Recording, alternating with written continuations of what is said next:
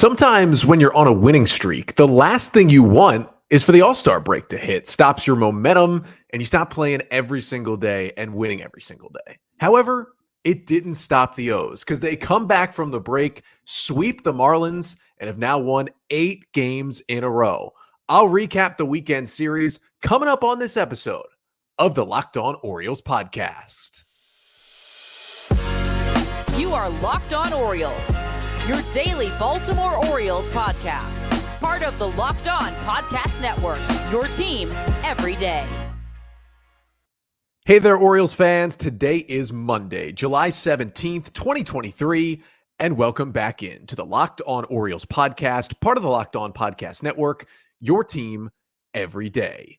As always, I'm your host, Connor Newcomb, and coming up on today's episode, we are going to recap another 3 wins for the Orioles as they sweep the Miami Marlins over the weekend to open up the, quote, second half of the season and have now won 8 games in a row. I'll get you the 5 things you need to know from each of the 3 wins this weekend, Friday, Saturday, and Sunday, and then talk about a little bit of roster news that came out involving Grayson Rodriguez before Sunday's game. But that's all coming up on this episode of the Locked On Orioles podcast, which is brought to you by eBay Motors. A championship team is about each player being a perfect fit. It's the same with your vehicle. So for parts that fit, head to eBay Motors and look for the green check. Stay in the game with eBay Guaranteed Fit. ebaymotors.com. Let's ride. eBay Guaranteed Fit, only available to U.S. customers, eligible items only, exclusions apply. So the O's get the sweep over the Marlins this weekend, winning at 5-2 on Friday, 6-5 on Saturday, and 5-4, holding on for the sweep on Sunday. Orioles have now won 8 games in a row as they open up the second half with a sweep over Miami. They are now 57-35, the first time they have been 22 games or more over 500 in July since 1997. It has been a long time since the O's have been this good this early in the season, but here we are. I mean, this team is playing some amazing baseball, and for everyone who jumped off the bandwagon when they lost 6-7 a couple weeks ago, I guess welcome back. The Orioles are playing some good baseball, and as I record here on Sunday afternoon, the score is Royals 7 and Rays nothing in the bottom of the 6th inning. I know the Royals are terrible, but you would think they'd be able to maintain that lead. And you'll know either way by the time you're listening to this. But if they do, Orioles 1 game back. Let me say that again. 1 game back of the Rays for first place in the AL East. So let's start with Friday. The Orioles 5-2 win over the Marlins. I'm going to get you the 5 things you need to know from that one. And the first thing you need to know is Dean Kremer started off his second half with an amazing outing against Miami. He really set the tone on Friday night. 6 innings of 1-run baseball from Dean Kremer. Just 2 hits allowed was a season low for him. He struck out 8 batters and walked just 2 without a home run allowed, and it took him just 97 pitches to get through the 6 innings. And here's the other big thing for Kremer. This is something we talked about as well in his last start before the break in New York when he struck out 10. Low number of hard hit balls. Only 5 hard hit balls in 6 innings in this start against Miami. He had been kind of getting by with a lot of hard contact early in the year. Now things are looking like they're flipping a little bit for Kremer. And in these last 2 starts against the Yankees and the Marlins, 2 teams that I would predict will be in the playoffs, at least if you ask me right now, maybe a little less after watching the Marlins this weekend. But 13 innings, 6 hits, 2 earned runs, 18 strikeouts, 3 walks, and 34 swings and misses in those last 2 starts. Kremer putting on a show when it matters most for the O's. And the one thing that's been really interesting for Dean Kremer, he was a guy who added a sweeper this offseason. I mean, it seems like who hasn't in baseball this year added that sweeping slider, but he was going to it, not a lot, but at least a solid amount. His last 2 starts have been by far his best 2 of the season. He has not thrown a sweeper in either of the last 2 starts. It's been cutter, 4-seam, sinker, changeup, curveball as the 5-pitch mix. He mixed them all very well. 27 cutters was his most used pitch on Friday. 14 curveballs, his least used pitch. So basically threw them all equally at times. Cutter was good. Changeup was awesome for Kremer. 5 whiffs on 9 swings on that pitch. Good 4-seamer, good velocity on the pitch as well. Just really, really good stuff from Dean Kremer once again. And it seems like the sweeper just wasn't working out for him. He ditches it and he's been great these last two outings. Second thing you need to know from the Orioles' Friday win to open up the second half is that the O's have turned Adam Frazier into a power hitter, it seems. And it is interesting to look at it because going into play on Sunday, Frazier had a 102 WRC+. Essentially, with his stats throughout the year, including his big game Friday, he's been precisely a league average hitter. But the way he's doing it this year is much different than the way Frazier has done it in the past with other teams like the Pirates and the Padres and the Mariners. He hit 2 home runs in the game on Friday night, a solo shot in the 4th inning that extended the Oriole lead, and then a big insurance 2-run blast in the 8th to put the O's up 5-2. Home runs number 11 and 12 on the season for Frazier, who had never hit more than 10 home runs in a year coming into this season. Now he's hit 12 in 303 plate appearances, basically just after the first half ended. It's kind of wild from Adam Frazier right there. He had 3 home runs last year in Seattle, and he was basically an everyday player. He's got 12 this year in mid-July for the Orioles. 15 homers in the last 3 seasons combined for Frazier, 12 alone, less than 100 games into this season. The O's have done something different with his swing. They've unlocked some power. He's striking out still a little less than he usually does. He's walking a little more, but his quality of contact is down in other places when he's not hitting homers. He's also getting unlucky. His BABIP is way down. His batting average on balls in play is generally around 290. It's right around 230 this year. So maybe it's a little luck involved from Adam Frazier. But the power seems to be working out for the O's. And this is a guy who has been crazy productive, hitting over 300 in high leverage scenarios this season. He's kind of been their clutch hitter, and he did it again on Friday night. Third thing that you need to know from Friday night's win is that Cedric Mullins came out swinging in the second half. And we'll get to what happened to him on Saturday a little bit later. But Mullins with a big game on Friday night to help the Orioles. Hit a home run in that one as well. Actually joined in with Adam Frazier in that 4th inning with a homer that gave the Orioles a 2-1 lead. 104 off the bat, traveled 382 feet for Mullins. And that was on a 3-hit day for Cedric, who hasn't had as many of those this year as he would probably like, but 3 for 4 with the homer, a couple of runs scored, 2 hard hit balls. Just the 4th game in which Mullins has had 3 or more hits this season. He's got another 3-hit game. He's got a 4-hit game, which was the cycle, and he has a 5-hit game this year as well. That was that extra inning win in Toronto back in May. But he hit the homer. He forced some action in the 2nd inning after he reached base to open the frame, stole second, went to third on an error, scored on an Adam Frazier base hit, who also had an RBI single besides the 2 homers that he hit. I mean, Frazier was 3 for 4 with 4 ribbies in that game, but it was nice to see Mullins again setting the table. Now, he was, in that Friday game, he was not in the leadoff spot. Mullins was down in the 6 hole, but either way, I mean, he was swinging the bat well and was a big boost for the Orioles. Fourth thing you need to know from the Friday night win 5-2 over the Marlins is that Yennier Cano did get touched up a little bit again in this game. Entered the 8th inning with the Orioles leading 3-1 and did give up a solo home run to Jorge Soler, which made it a 3-2 game. Then gave up a double, allowed the tying run to reach into scoring position on a Jesus Sanchez double before he did strike out Garrett Cooper to end the inning. But even the more concerning part is all 4 batted balls against Cano in the inning were hard hit balls. All of them hit over 95 miles per hour. That is some really solid contact happening against Cano. I mean, you had an Arise fly out, you had the Soler home run, you had a De La Cruz ground out that was hard hit, the Sanchez double was hard hit as well. They were lifting the ball a little bit more than they usually do. Only 1 ground ball in that inning for Yennier Cano. And I get that giving up 1 hit in an outing is not some like vendetta for a reliever or anything, but he's given up at least 1 hit and out of 3 out of the 5 multiple hits. So at least 1 hit in his last 5 outings. He's still been great.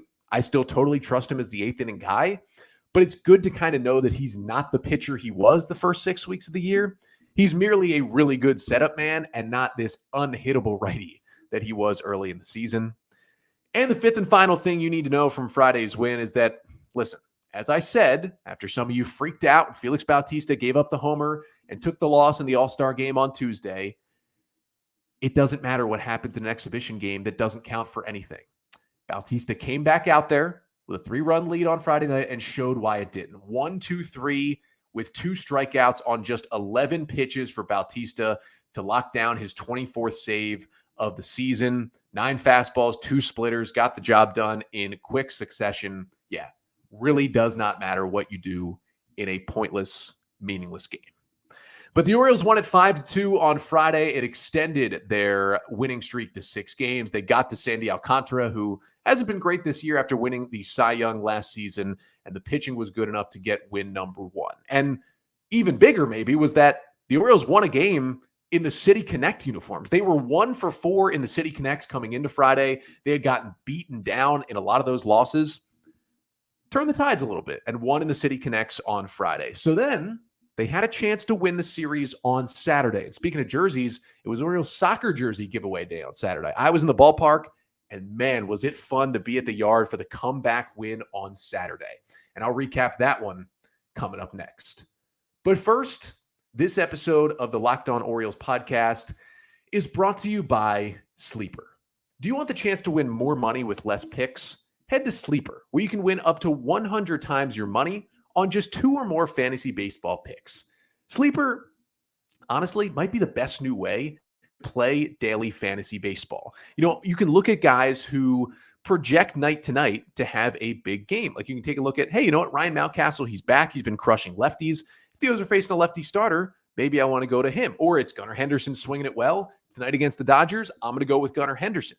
But if you want to win 100 times your money on daily fantasy baseball, Sleeper is now offering up to a 100-time payout for up to 8-pick contests. Choose as many as 8 players that you like and pick more or less on your favorite baseball stats like homers, Ks, hits, and more.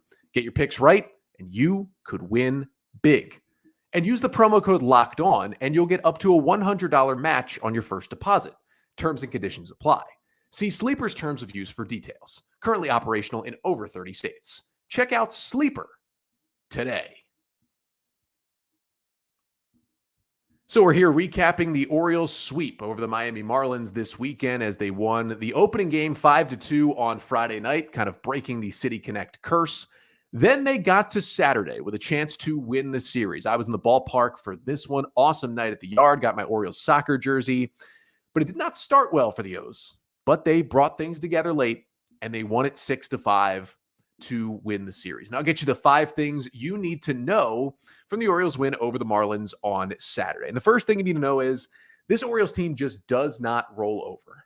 It didn't matter that they went down 4-0 in this game. It didn't matter that they sustained an injury early to one of their key players.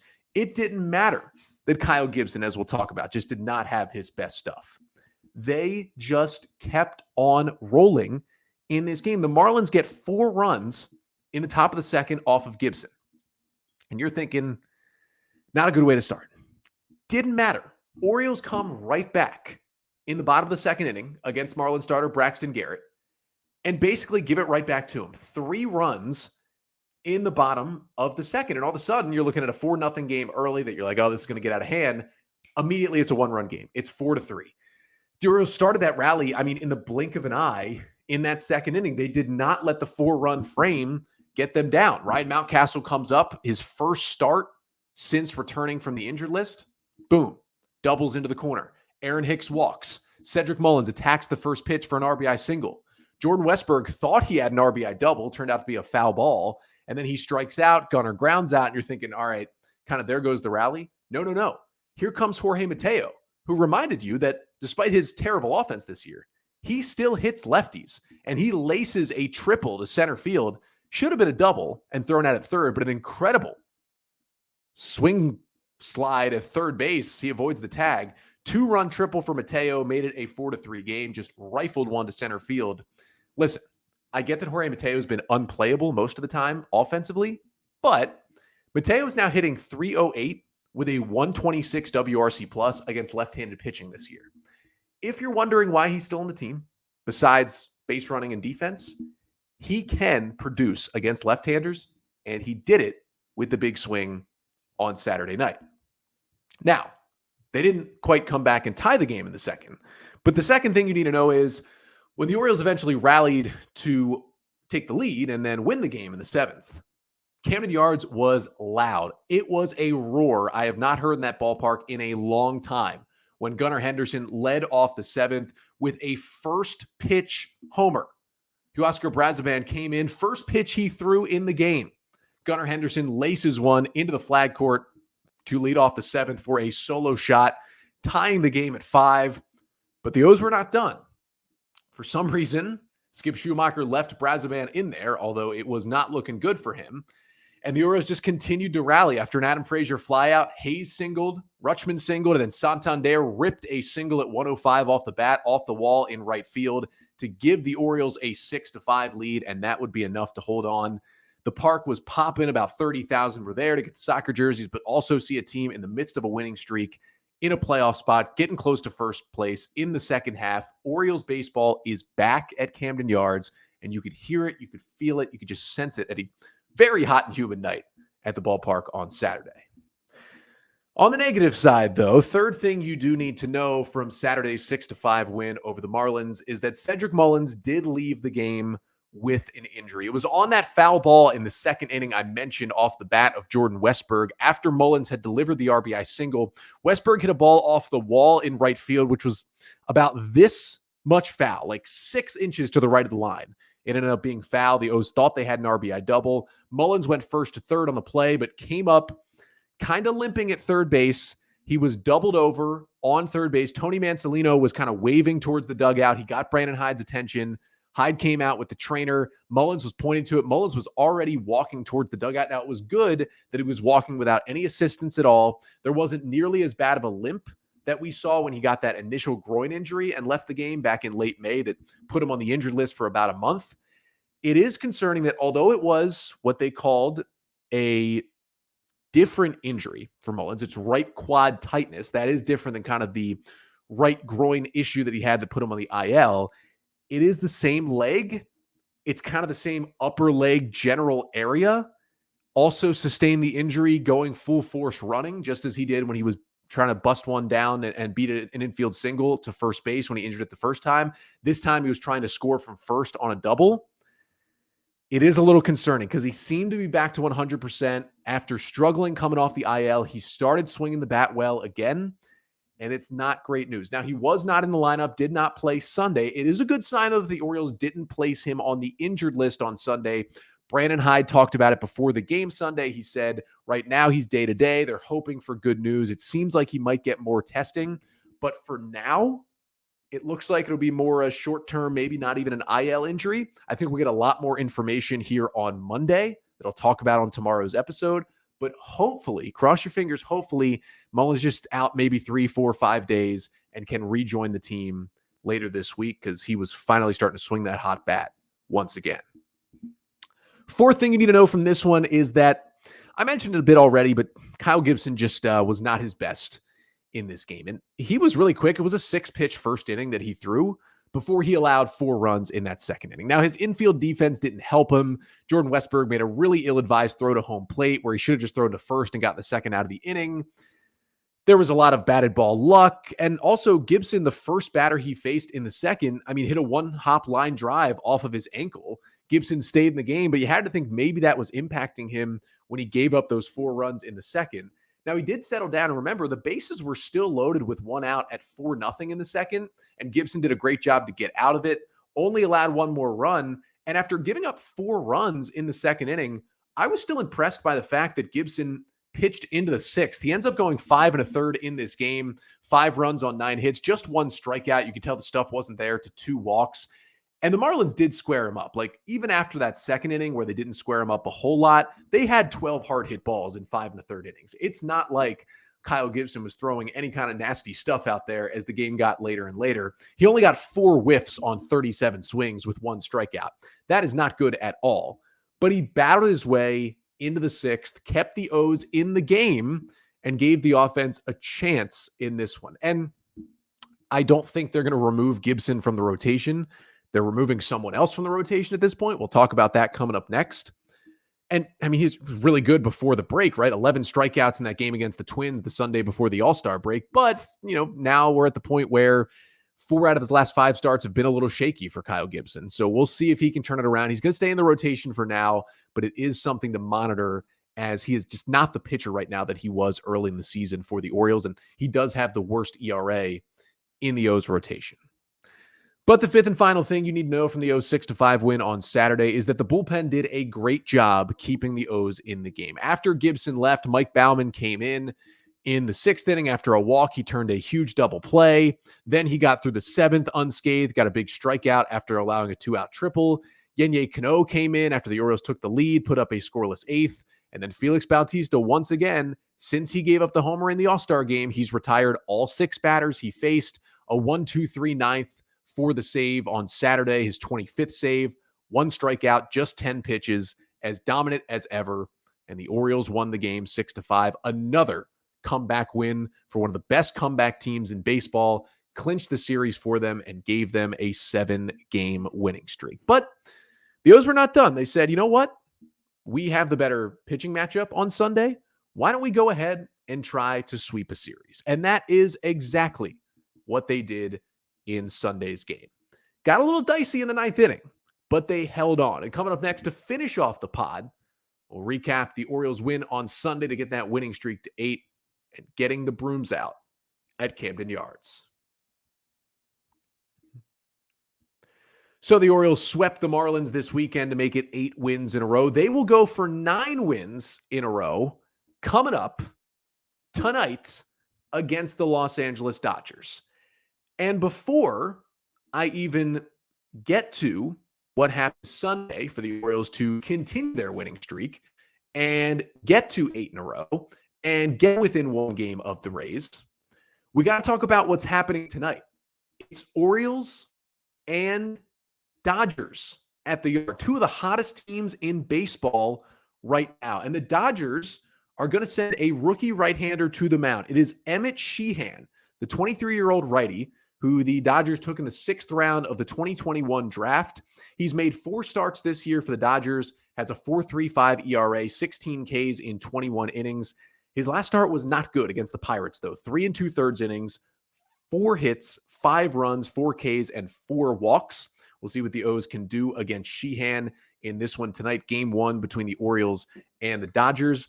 And oh, look, who's going to be starting for the Orioles in game 1 of this series tonight? Grayson Rodriguez is coming back to the big leagues, as the Orioles announced before Sunday's game. They will recall Grayson on Sunday, or on Monday, I should say, to make the start tonight against LA. Now, Rodriguez, we know what the struggles were, right? It was basically back and forth between a solid start and a really bad start. And eventually, the Orioles decided to send him down to AAA. But he went to AAA and absolutely dominated. In 7 starts for the Norfolk Tides since he was demoted, Rodriguez had a 1.69 ERA. In 37 1/3 innings, he allowed just 22 hits, struck out 54 batters, and walked just 15 while allowing only 3 home runs. The Orioles have said, his fastball command was better. For me, the big thing was the breaking pitches, the command of those pitches all looked better in those starts from Grayson Rodriguez. So he is going to come back and rejoin the rotation tonight against, as we know, a pretty good Los Angeles Dodger team and Dodger offense. Now, the Orioles have said they are going to move Cole Irvin to the bullpen. They gave us a little snippet of that on Saturday night when Kyle Gibson was really struggling in the 2nd inning. Irvin actually started the game physically out in the bullpen and started to get loose while Gibson was struggling. Now, he eventually sat down when Gibson made it out of the inning. But Irvin will pitch out of the bullpen for now. Since Irvin was called up and was returned to the rotation, he has a 2.92 ERA in 5 starts, so he's been much better. But talent-wise, I think the other 5 pitchers are better than Irvin, but I do like the decision to keep him on the roster. So he'll work as a long reliever and may get some different spots out of the pen and could be a spot starter if they ever need one. Now, the O's will need to make a roster move to put Grayson Rodriguez back onto the active roster. They are currently carrying 14 hitters and 12 pitchers, so it could make sense to demote a hitter to get back to 13 and 13. But they do have a couple of different things they could do here, because if it is a hitter, you have basically a couple of choices. You either send Ryan Mountcastle back down if he's only going to play against lefties and he's not super versatile defensively and you're still worried about the bat. They could do it. They went for a while without him there. Or you'd have to send down one of the rookies. like Jordan Westburg or Colton Cowser, and I can't imagine the Orioles doing that right now. It would not be met with a lot of positivity from the fan base. You could see potentially either Cedric Mullins or Aaron Hicks go on the injured list. We know Mullins has the quad thing. They'll evaluate him further. That would get them to 13-13. Also, Aaron Hicks was initially in the Orioles starting lineup on Sunday. He was a late scratch with some lower back tightness. We'll see if that has anything to do. Maybe he could go on the injured list to get it back to 13-13. But my actual prediction here, as I record here right around 5 p.m. Eastern time on Sunday, I think they'll actually send a pitcher down and continue on with 14 hitters and 12 pitchers because I don't think Hicks or Mullins will go on the IL, but if both of them are day-to-day, you're going to want those 14 hitters so you can still at the very least have a 3-man bench. Because if you go with 13 hitters and 2 of them are not available for even 2 games, you've got a backup catcher and 1 bench player. It is really hard to operate like that. So if Mullins and Hicks don't go on the IL, I think the O's would stay with the 14 hitters. And the other thing is, although Felix and Cano were not available in Sunday's game, we'll get to that in a bit because they pitched back-to-back days, the bullpen wasn't really strained this weekend. I mean, the Orioles got starts of 6 innings, 7 innings, or 7 1/3 innings, and 5 1/3 innings. They kept everybody fairly rested. I mean, Nick Vespi didn't even pitch. Cole Irvin, who's now in the bullpen, also didn't even pitch. And pretty much everyone is going to be available for tonight's game. I think the Orioles will have a full bullpen available for tonight's game. So that is a really good thing. And I think what they could do, because Edward Bizardo threw 20-plus pitches on Sunday and didn't look very good doing it, I think the O's might just option Bizardo, bring up Rodriguez. You have a long man in Irvin if you need it, and go with the smaller bullpen, the 12-man pitching staff, for a little while longer until at least Hicks and Mullins are healthy, and then you have to make that decision about which hitter to send down. That would be, at least for me, my decision on the roster. But even before the O's had to make that decision, they won a game on Sunday, winning it 5-4 over the Marlins to sweep the series. But if you do want to watch that Grayson Rodriguez start or listen to the Grayson Rodriguez start, you can hear every pitch of the Orioles' hometown broadcast with the SXM app through SiriusXM. Just download the app and search Orioles. Back to the Sunday win for the O's, 5-4. They certainly held on. Going to get you the 5 things you need to know from that Sunday win to wrap up today's pod. And the first thing you need to know is Kyle Bradish was awesome. Outstanding, amazing, dominant, ace-like, anything you want to say.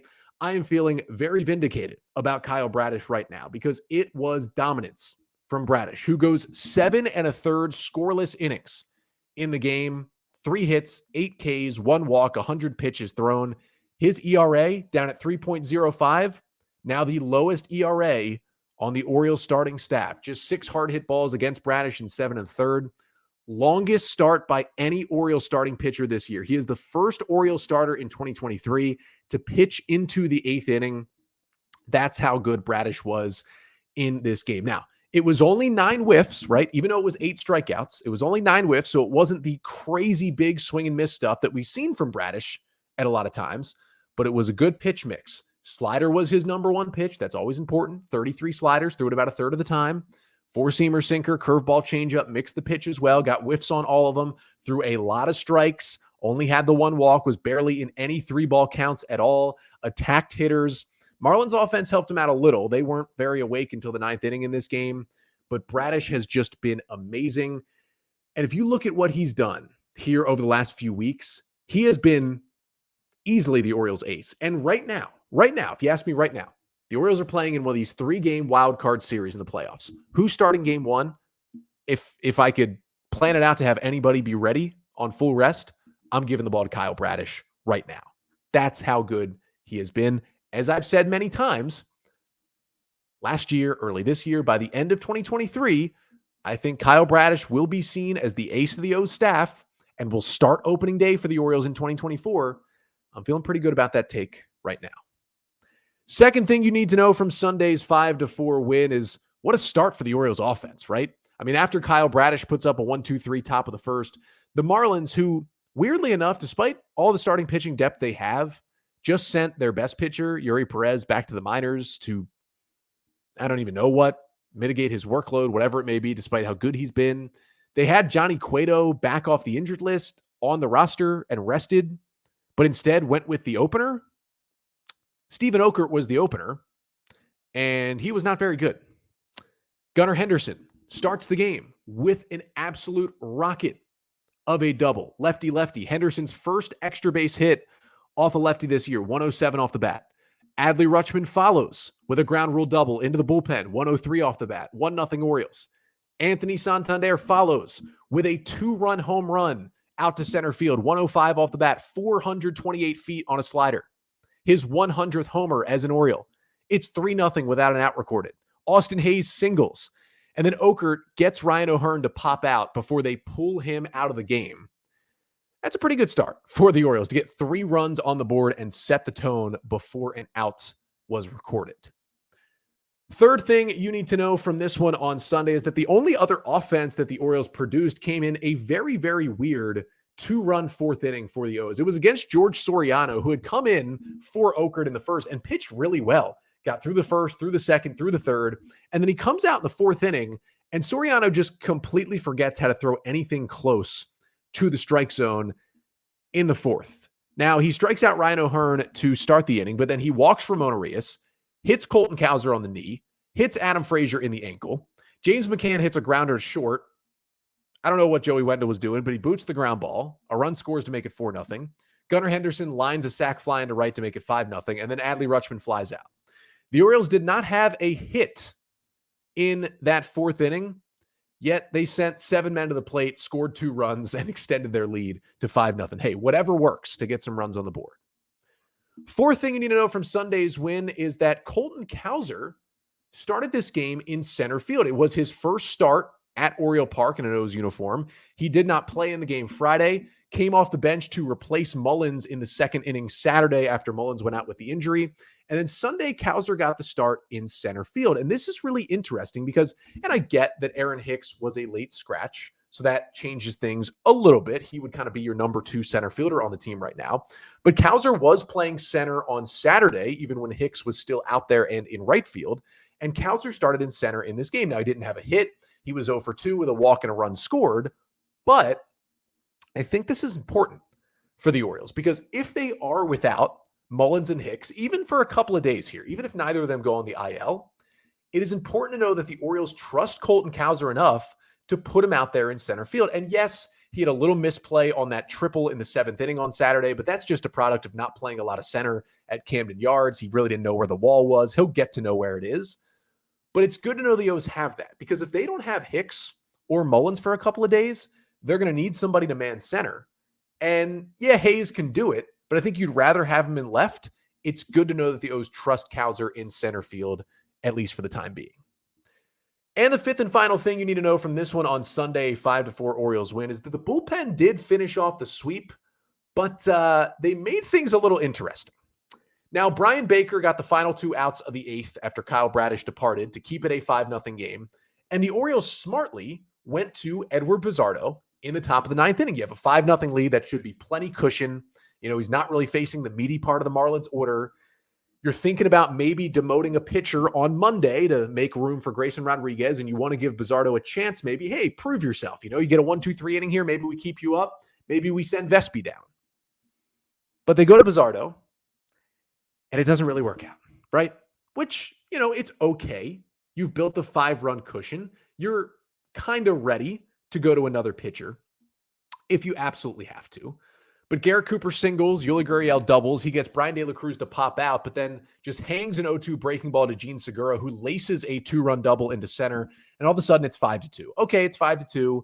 Let's go to Danny Coulombe. No, hasn't pitched at all, I believe, all weekend. Let's just go to Coulombe, bring him in. He will shut this down. Gets Joey Wendell to ground out on the first pitch. Okay, there's 2 outs, runner at third. It's 5-2. Coulombe's going to end this. Well, John Birdie, RBI single makes it 5-3. Dane Myers, RBI double into the corner, makes it 5-4. And here comes Luis Arraez. With the tying run at second, you've got the best hitter in baseball in terms of average, hitting .380 on the year. A single ties the game. And remember, it wasn't Jorge Soler on deck anymore. He had been replaced defensively earlier in the game. It was Nick Fortes, the Marlins backup catcher who hits .207. That's who was waiting on deck. Now, I know you don't want to put the go-ahead run on base when you don't have to, and I know that Arise doesn't really hit for power, so the worst he can do against you in that spot is tie the game. And I know that Danny Coulombe got him to line out to left field to end the game and secure an Orioles win, but I was screaming at the TV, you cannot pitch to Arise here. I am very surprised, and I know it's also a lefty-lefty matchup, and Arise is worse against lefties facing Coulombe there, and Coulombe's been really good against lefties this year. I am shocked, honestly, that Hyde did not walk Arise and face Nick Fortes there. But the Orioles, they gave up 4 in the 9th, but luckily the Marlins needed 5, and they escape with the 5-4 win and lock down the sweep. 8 wins in a row for the Orioles. What a time it is in Birdland. What a time it is here on the podcast. And thank you so much for being with me every single day. And I'll be back with you tomorrow. We'll be recapping game 1 between the Orioles and the Dodgers, and specifically breaking down Grayson Rodriguez's first start back in the bigs with the O's since being demoted a couple months ago. But that's coming up on tomorrow's episode. Until then, I'm Connor Newcomb, and this has been the Locked On Orioles podcast, part of the Locked On Podcast Network. Your team every day.